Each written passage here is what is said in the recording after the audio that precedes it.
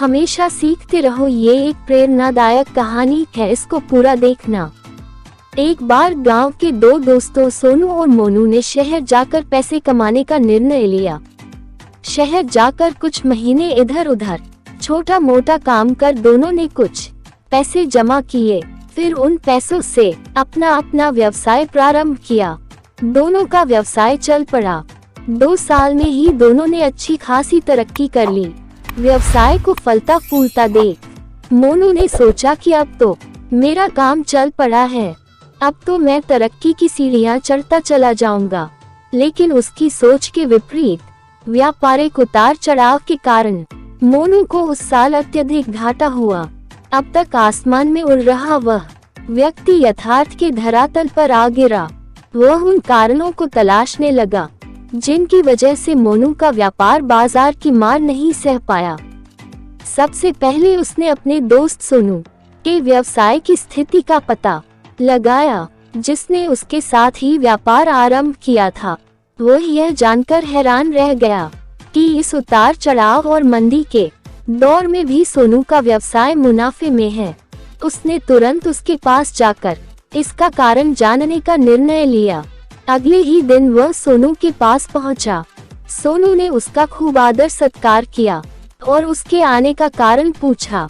तब मोनू बोला, दोस्त, इस वर्ष मेरा व्यवसाय बाजार की मार नहीं झेल पाया, बहुत घाटा झेलना पड़ा। तुम भी तो इसी व्यवसाय में हो, अब तुमने ऐसा क्या किया कि इस उतार चढ़ाव के दौर में भी तुमने मुनाफा कमाया? यह बात सुनकर सोनू बोला, भाई, मैं तो बस सीखता जा रहा हूँ, अपनी गलती से भी और साथ ही दूसरों की गलतियों से भी। जो समस्या सामने आती है उसमें से भी सीख लेता हूँ, इसलिए जब दोबारा वैसी समस्या सामने आती है तो उसका सामना अच्छे से कर पाता हूँ और उसके कारण मुझे नुकसान नहीं उठाना पड़ता।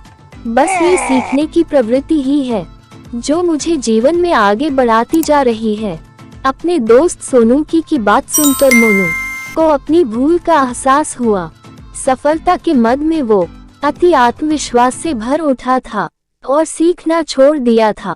वह यह प्रण कर वापस लौटा कि कभी सीखना नहीं छोड़ेगा।